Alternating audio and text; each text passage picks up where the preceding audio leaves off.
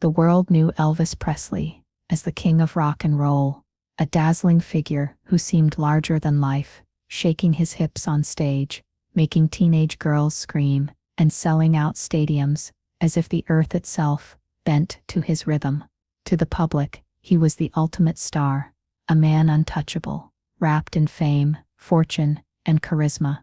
But what the flashing cameras didn't capture was another story. The story of Elvis behind closed doors.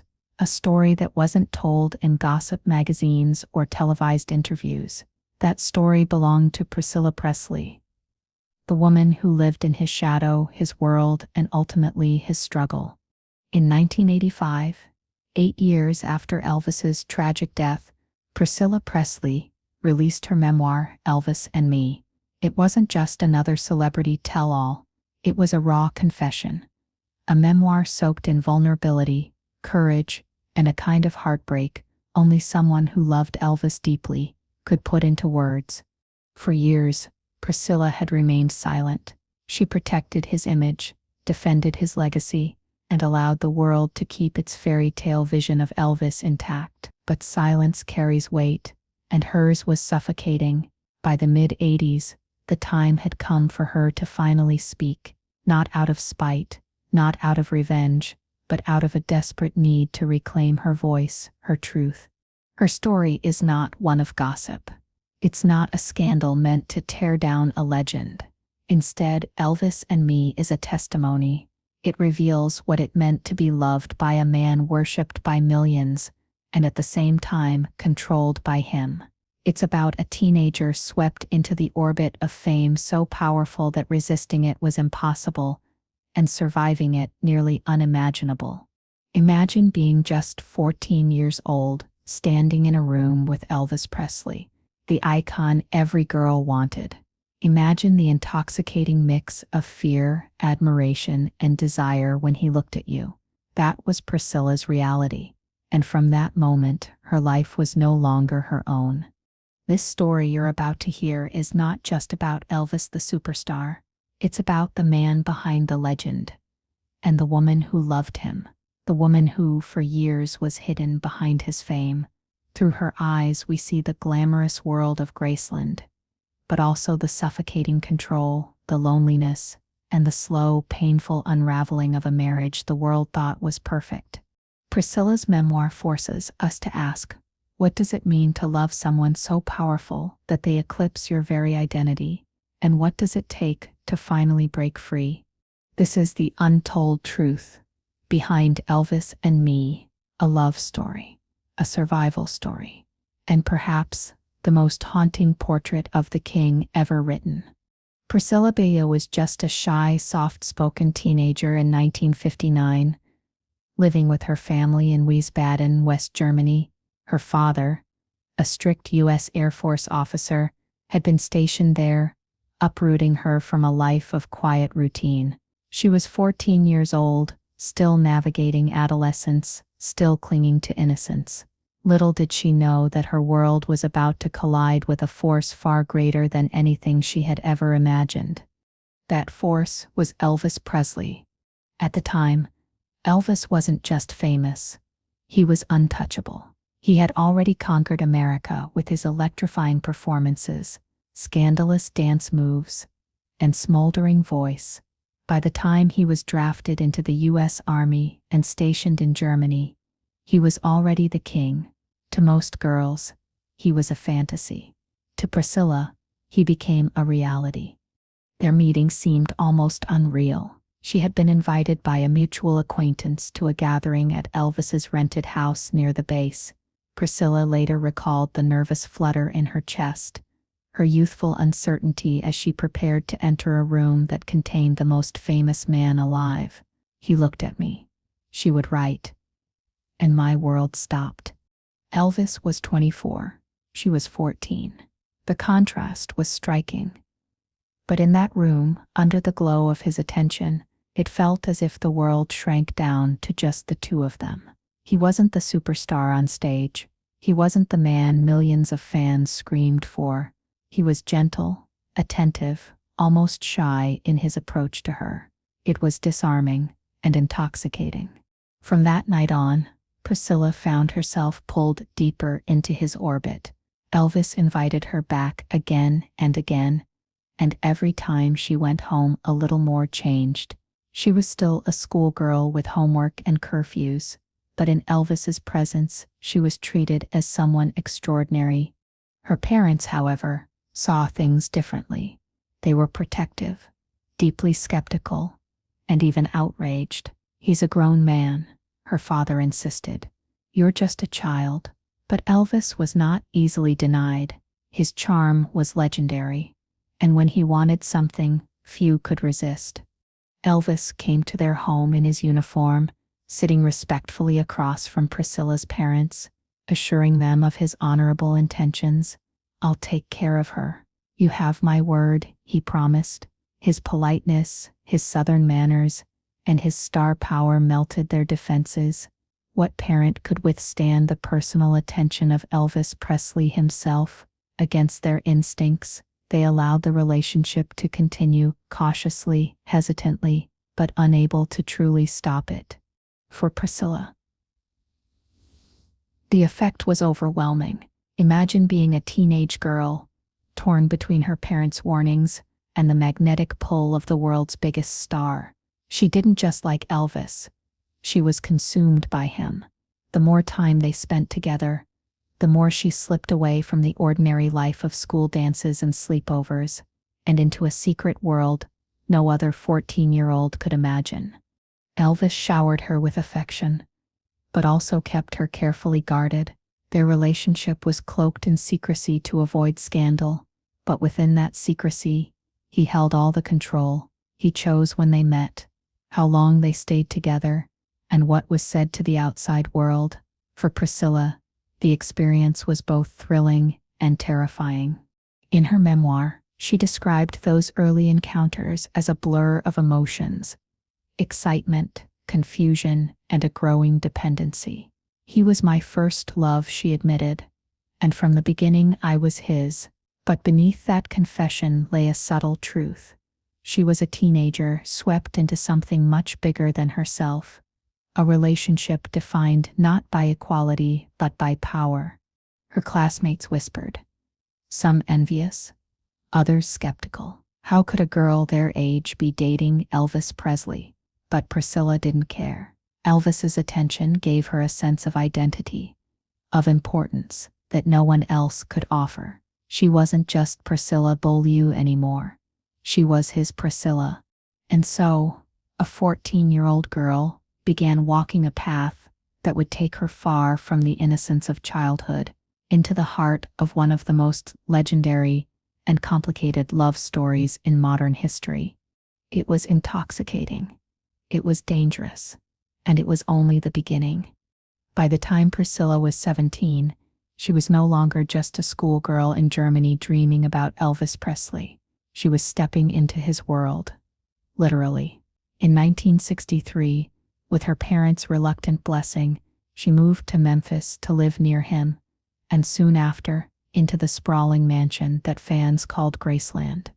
To outsiders, Graceland was a palace: white columns, lush green lawns, an endless stream of cars pulling into its gates. To fans, it symbolized the fairy tale, the king and his beautiful young girlfriend living a life of glamour behind iron gates. But to Priscilla, the reality was far more complicated. The mansion was both a dream and a prison. On one hand, it glittered with wealth and excitement, parties that stretched long into the night, rooms filled with music, laughter, and the never-ending presence of Elvis's entourage. On the other hand, it was a place where rules reigned supreme, and those rules were dictated by Elvis himself. Priscilla quickly learned that life at Graceland wasn't about freedom. It was about control. Elvis had a vision of who she should be, and she was expected to comply. Her clothes, he picked them. Her makeup, he dictated it. Even the way she styled her hair came under his instruction. "I want you to look a certain way," he would say, guiding her toward the glamorous image he desired, an image that reflected not her individuality, but his ideal of perfection. Curfews were strict. She couldn't simply come and go as she pleased. Her social circle shrank to the people Elvis allowed around her. Every move she made was under his watchful eye, and when he wasn't there, the members of his inner circle, the infamous Memphis Mafia, acted as silent enforcers of his unspoken rules. To the public, the relationship was painted as a storybook romance. Magazines showed glossy photos of Priscilla smiling beside Elvis, portraying her as the luckiest woman alive. But behind those photos, she often felt isolated, her voice growing smaller, her identity slipping further away. I was living in his world, she later reflected. It was never truly mine. She was young, impressionable, and deeply in love. But beneath the surface, cracks were forming. While Elvis toured, performed, and filmed movies, Priscilla often stayed behind, alone in the massive house, surrounded by walls that seemed to echo her loneliness. She was part of his life, but not truly living her own. There were moments of tenderness. Of course, Elvis could be deeply affectionate, showering her with gifts, attention, and words of love that made her heart soar. But those moments often came on his terms, at times when it suited him. For Priscilla, the pattern was becoming clear. Her existence revolved around his needs, his schedule, his desires. And yet, she endured, because for a teenager who had fallen in love with the world's biggest star, walking away wasn't an option. The pull of his charisma, the sense of belonging to him, was far too strong. She believed, or perhaps hoped, that this was what true love looked like: sacrifice, patience, devotion. But love inside Graceland was not simple. It was not free. It was shaped by control, secrecy, and an ever-growing distance between what the world believed and what Priscilla felt. In her memoir, she described Graceland as a place of contradictions, dazzling on the outside, but suffocating within. Fans saw her life as a dream. She, on the other hand, often felt like she was fading into the background, a supporting character in the grand production that was Elvis Presley's life. For Priscilla, Graceland wasn't just a mansion. It was a gilded cage, and though she loved the man who built it, she was beginning to feel the weight of its walls pressing in. By 1967, the fairy tale had reached its pinnacle. The king of rock and roll was marrying his longtime love. To the outside world, it was a dream come true. Elvis Presley and Priscilla Beaulieu, now Priscilla Presley, tied the knot in a lavish Las Vegas ceremony. The newspapers called it a storybook romance, complete with champagne, diamonds, and endless smiles for the cameras. But beneath the glittering headlines, Priscilla's own memories of that day were far more complicated. She later confessed that the wedding felt orchestrated, more like a publicity event than a celebration of love. The ceremony lasted just 8 minutes. Guests were carefully chosen, the press tightly controlled, every move choreographed to fit the image of perfection. It wasn't about us, she admitted in Elvis and Me. It was about the spectacle. Still, she went along, because for years she had been trained, gently, persistently, to live according to Elvis's script, and she loved him. Despite the control, despite the loneliness, she loved him with a devotion that ran deep. A year later, in 1968, Priscilla gave birth to their daughter, Lisa Marie Presley. For a brief moment, the world seemed to stand still. Elvis was overjoyed. He held his newborn daughter tenderly, overwhelmed by the miracle of fatherhood. To fans, the Presley family now represented everything perfect: fame, beauty, and the sweetness of new life. But behind closed doors, cracks in the dream began to show. Priscilla's joy as a mother was quickly shadowed by her growing sense of isolation. Elvis's career demanded constant attention.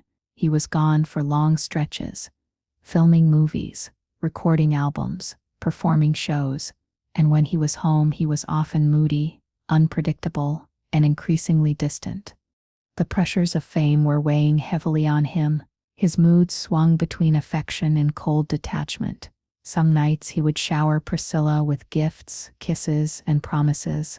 Other nights he retreated into silence, lost in his own thoughts or consumed by the demands of his entourage. Then came the affairs. Priscilla wrote of the torment of knowing that Elvis was unfaithful, while she stayed at home caring for their daughter. Stories of his liaisons with co-stars and admirers flooded the tabloids, and her heart. He dismissed her concerns, insisting that what happened on the road meant nothing. "You're the woman I love," he would reassure her, but the words rang hollow when matched against the reality. Slowly, the dream she had clung to for so long began to unravel. She was no longer the innocent girl swept away by a superstar. She was a wife and mother balancing devotion with doubt, trying to hold together a life that seemed perfect on paper but was cracking behind the scenes.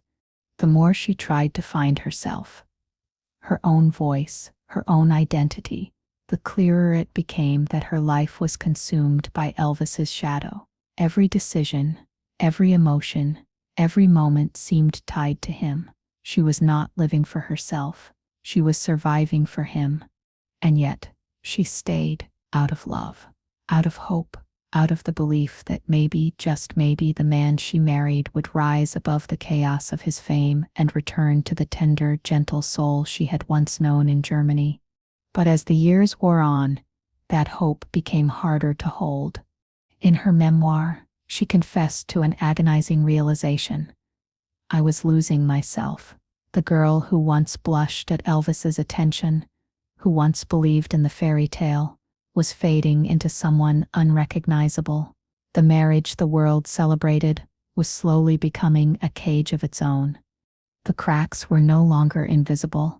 They were widening, spreading through every corner of her life, and soon they would threaten to break everything apart.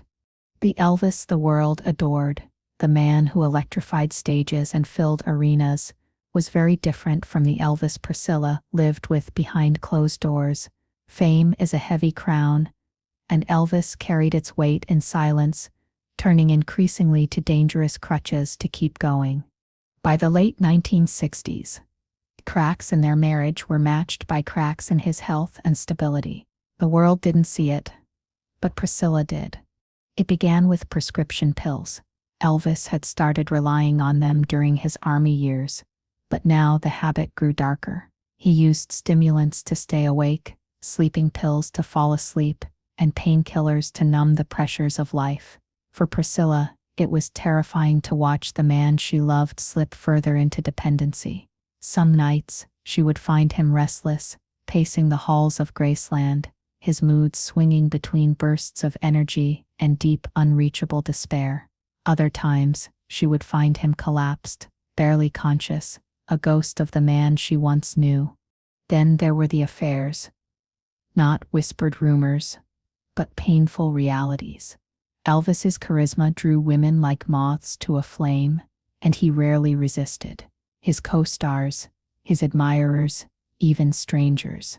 The list seemed endless. Each revelation cut Priscilla deeply, but confronting him was futile. He dismissed her pain with casual reassurances.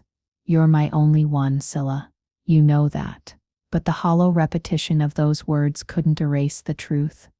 The more Priscilla tried to hold her marriage together, the more she felt herself unraveling. The isolation at Graceland was suffocating.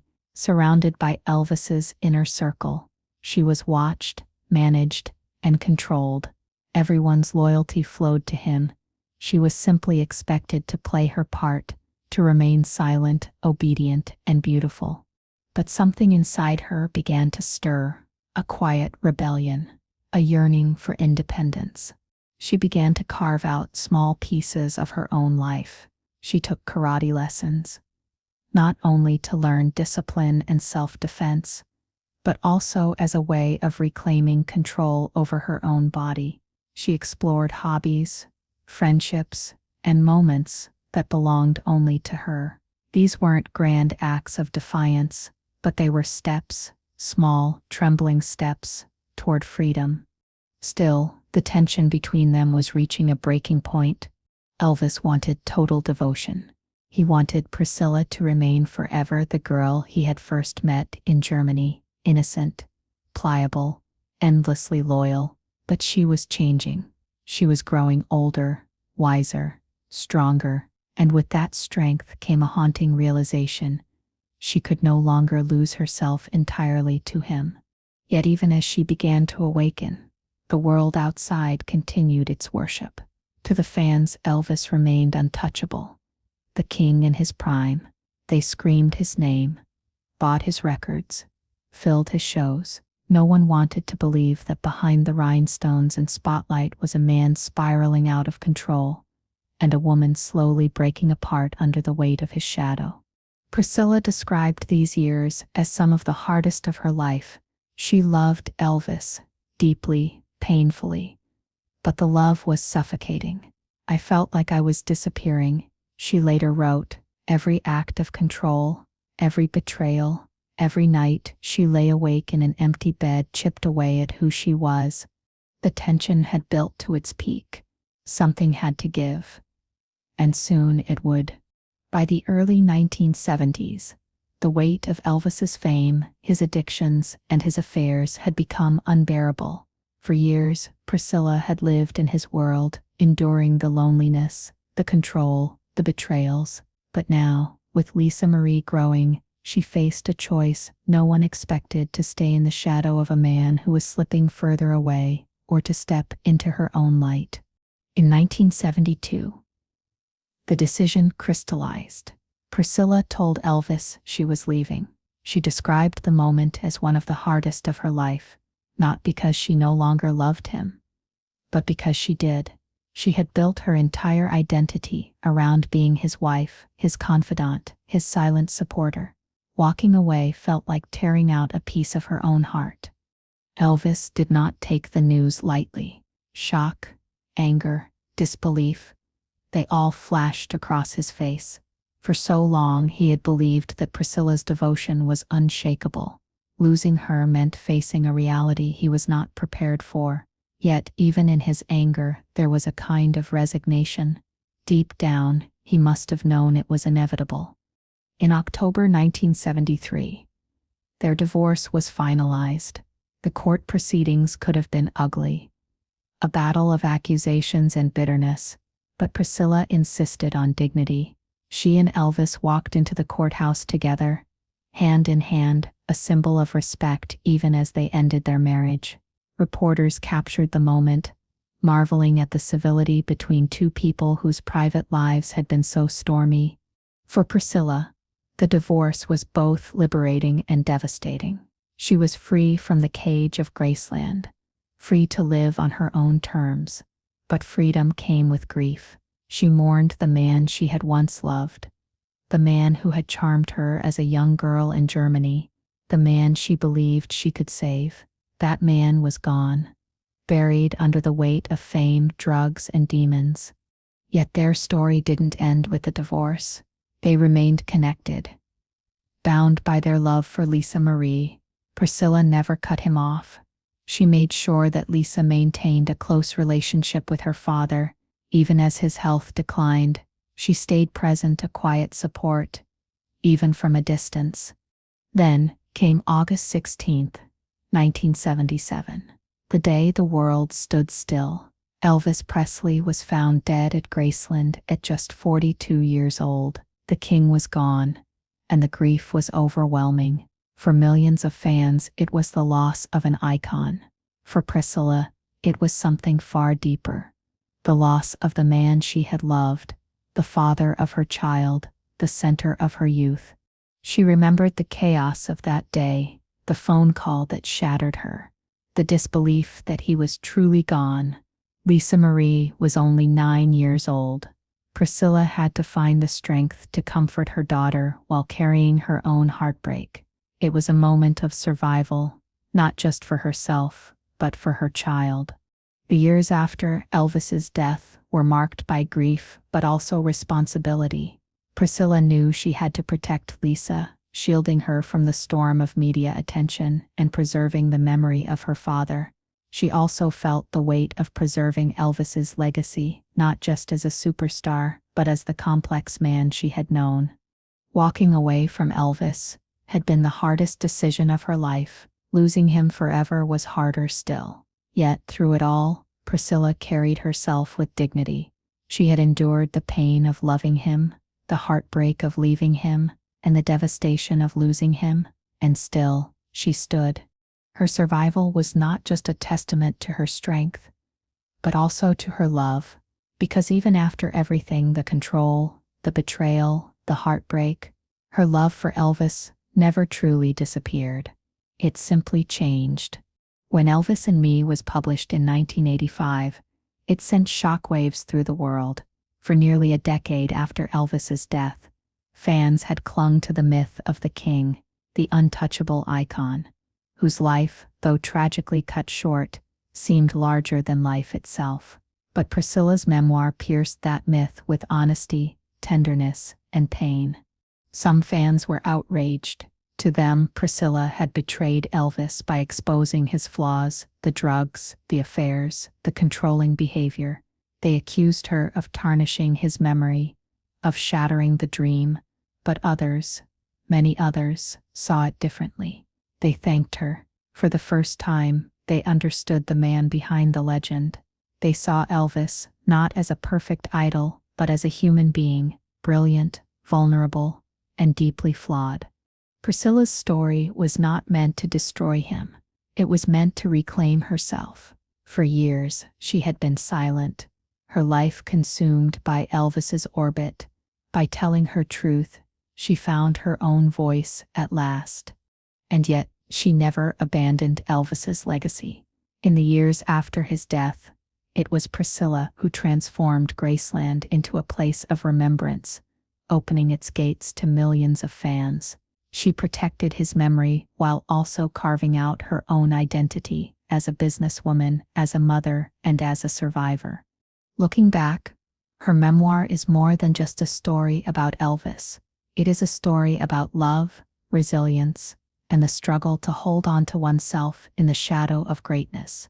It is about the cost of fame, not just for the star who bears it, but for those who live alongside it. Priscilla's journey reminds us that even the most glamorous love stories can hide painful truths, that devotion, no matter how deep, cannot erase the need for freedom, and that survival sometimes means walking away from the very person you love most. Today, when we think of Elvis Presley, we remember the king, the music, the charisma, the legend. But through Priscilla's words, we also glimpse the man, fragile, flawed, and human, and we see the woman who loved him, endured him, and ultimately found the courage to step into her own light. Her story challenges us to reflect how many lives are lived in silence, hidden behind the images we worship. How often do we confuse devotion with control, love with sacrifice? Priscilla Presley's Elvis and Me is more than a memoir. It is a reminder that behind every legend is a human being, and behind every human being is someone else's untold truth. And so, as we close this journey, let us remember not just the king, but the woman who dared to speak after the curtain fell. If this story moved you, share your thoughts below. What do you see when you think of love, fame, and survival? Because sometimes, the most powerful legacies are not the ones written in spotlight, but the ones whispered in truth.